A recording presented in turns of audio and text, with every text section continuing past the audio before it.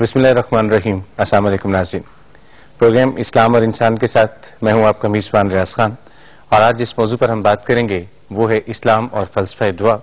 اس موضوع پر ہمارے ساتھ ہمارے اسٹوڈیوز بھی موجود ہیں۔ ایک دفعہ پھر ہمارے سوالات کے جوابات دینے کے لیے معروف عالم دین حضرت علامہ حافظ محمد شفاعت رسول۔ السلام علیکم علامہ صاحب۔ وعلیکم السلام ورحمۃ اللہ۔ علامہ صاحب تھینک یو ویری مچ کہ آپ تشریف لائے ہمارے اس پروگرام میں ایک دفعہ پھر۔ علامہ صاحب، دعا کے بارے میں ہم سنتے آئے، ہم کرتے آئے، اور وہ کہتے ہیں کہ دعا دل سے جو نکلتی ہے اثر رکھتی ہے، پر نہیں طاقت پرواز مگر رکھتی ہے۔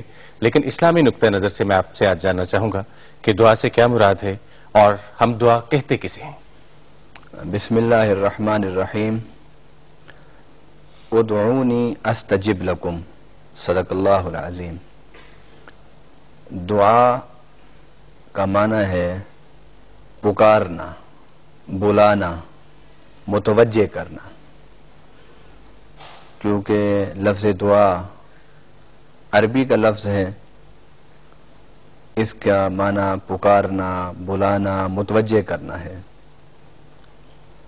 مگر اس کا جو شرعی معنی، قرآنی معنی،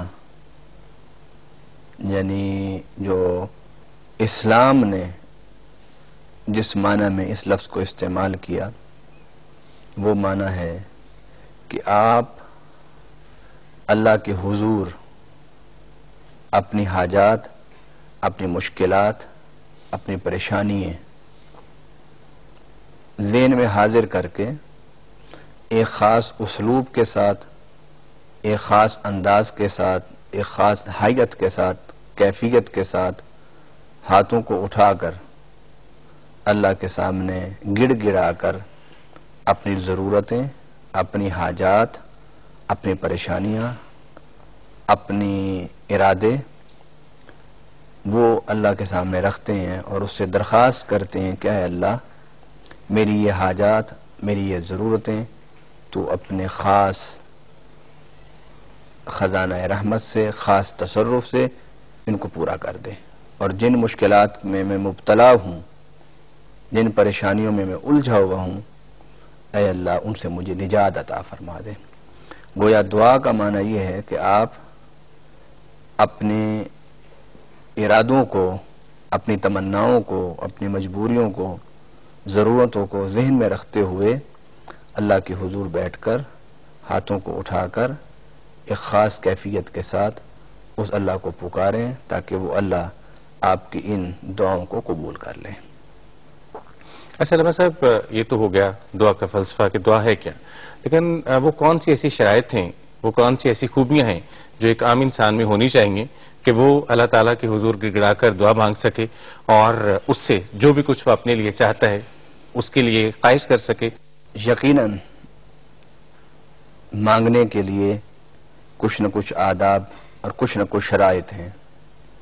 آپ کسی انسان سے کوئی چیز مانگتے ہیں تو اس کو مانگنے کے لیے بھی آپ کو کسی نہ کسی اسلوب کو اختیار کرنا پڑتا ہے۔ تو اللہ تعالیٰ سے جب آپ دعا کرتے ہیں، اور دعا بھی اس انداز میں کہ اللہ میری ضرورتوں کو، میری حاجات کو، میری خواہشات کو پورا فرما دے اور مجھے مشکلات سے نجات دے دے، تو اس کے لیے بھی یقیناً کوئی نہ کوئی اسلوب اور کوئی نہ کوئی ڈھنگ اور کوئی نہ کوئی ڈھب ضرور ہے۔ نبی پاک صلی اللہ علیہ وسلم نے اس سلسلے میں سب سے پہلی بات جو فرمائی ہے وہ یہ فرمایا کہ دعا کرنے والا حضور قلب کے ساتھ دعا کرے، دعا کرتے ہوئے اس کا دل اور دماغ پورا اللہ کی طرف متوجہ ہو۔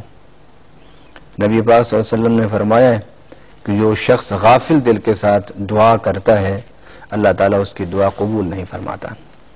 اس سلسلے میں ایک حدیث مبارک میں آپ کے سامنے رکھنا چاہتا ہوں کہ حضرت موسیٰ علیہ السلام کسی انسان کے قریب سے گزرے تو وہ بڑا گڑ گڑا کے اللہ سے دعائیں مانگ رہا تھا۔ حضرت موسیٰ علیہ السلام نے جب اس کی کیفیت کو دیکھا تو آپ کو ترس آیا، اس پر پیار آیا، اور اللہ کو کہتے ہیں اے اللہ، اگر اس کی خواہش پورا کرنا میرے بس میں ہوتا تو میں اب تک کر چکا ہوتا۔ جب یہ حضرت موسیٰ علیہ السلام نے کہا تو اللہ تعالیٰ نے سیدنا جبرائیل علیہ السلام کے ذریعے سے انہیں پیغام بھیجا اور کہا کہ اے موسیٰ، ہم نے اس کی دعا کو اس لیے قبول نہیں کیا کہ یہ جب مجھ سے جب دعا کر رہا تھا تو دعا کرتے ہوئے اس کا ذہن اپنی بکریوں کی طرف تھا. دعا کے لیے پہلی شرط یہ ہے کہ آپ دل کو حاضر کر کے اللہ سے مانگیں، جس سے مانگ رہے ہیں اپنا دل و دماغ اسی کی طرف متوجہ کر لیں. حضرت موسیٰ علیہ السلام نے اس شخص کو کہا کہ تیری دعا جو قبول نہیں ہو رہی اس کی وجہ یہ ہے، اور اللہ نے مجھے بتایا ہے کہ تو دعا کرتے ہوئے تیرا ذہن کسی اور طرف ہوتا ہے. اس نے پھر جب دعا کی اور اپنے دل کو اللہ کی طرف متوجہ کیا اور پھر اس نے جب گڑ گڑا کے دعا کی تو اللہ تعالیٰ نے اس کی دعا کو قبول فرما لیا. اس کے ساتھ ایک حدیث مبارک ہے، اور یہ سیدنا علی کرم اللہ تعالیٰ وجہ الکریم سے یہ حدیث روایت ہے. یہ دار قطنی جو حدیث کی کتاب ہے اس میں یہ موجود ہے، اور کیا خوبصورت الفاظ ہیں. میرا نہیں خیال کہ کوئی صاحب ایمان یہ حدیث سنے اور وہ عشق و محبت میں نہ جھوم جائے. فرمایا ان ربکم یستحیی اذا رفع العبد یدیہ ان یردہما صفرا لا خیر فیہما.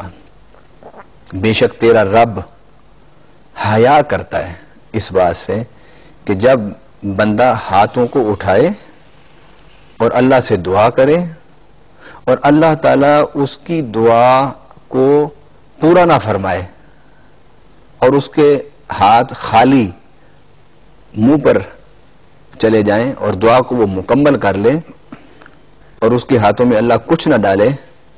فرمایا کہ اللہ تعالیٰ کو بڑا حیا آتا ہے اس معاملے سے کہ میرا بندہ مجھے اپنا مالک، مجھے اپنا خالق، مجھے اپنا رازق سب کچھ مجھے مان کر اور سب سے منہ موڑ کر میری طرف آیا اور آ کر اس نے دعا کی، اور دعا کرتے ہوئے اس نے خالی ہاتھ پھیلائے. دعا سے پہلے بھی خالی ہوں اور دعا مکمل کرنے کے بعد بھی خالی ہوں تو اللہ فرماتے ہیں کہ مجھے اس سے حیا آتی ہے.